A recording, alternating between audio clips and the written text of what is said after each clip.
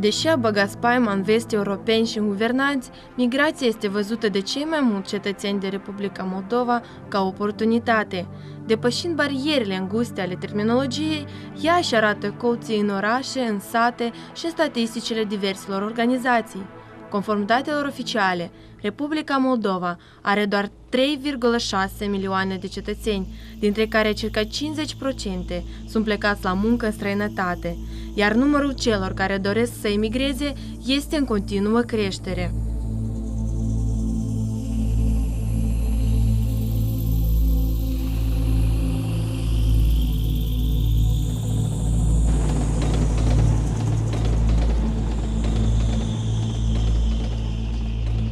Lăsați în grija bunicilor, rudelor sau pe propriile picioare, copiii lor trăiesc efectele singurătății, abandonul școlar sau chiar încălcarea legii. Sate întregi numără acum doar bătrâni și copii, rămași să vegheze gospodăriile tinerilor plecați. La tine nici nu se duce. Să facă o leacă de bani și apoi să vii. M-a dus când aș fi eu în clasa a doua să vii acasă.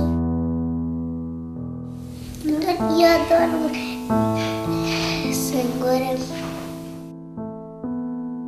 Eu am zis, că fereastra s-a deschis singură și am văzut-o pe mama. Vorghea cu femeie. Тебе tare snidor. Mama, vreau să te întorci acasă, ne greu fără tine.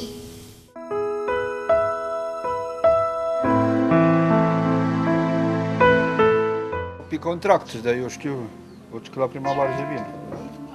La vara să aibă 2 ani și el. Singur și zăcăci și ți-era ca să mergi bine să te uiți, singur făcut de mine. Astea echiperi cu patlagică vânătă și cu patlagică roșie. Toți pleacă. Nu-i unde lucra aici. Și lucrez. Colhoz nu-i. Când era colhoz, lucram în colhoz. De nevoie, că trebuie să facem casa asta. Lăptar s-a dus. Rămâneau, îi dau de parale să facem gospodărie. De bunăvoie nu se duc, nu zice lumea. Migranții se întorc acasă.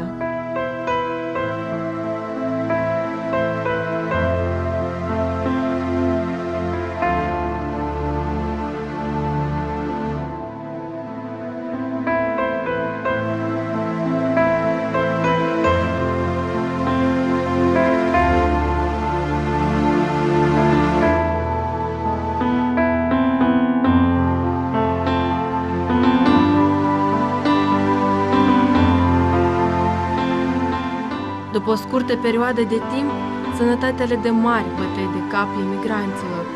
Și aici începe o poveste nu tocmai fericită.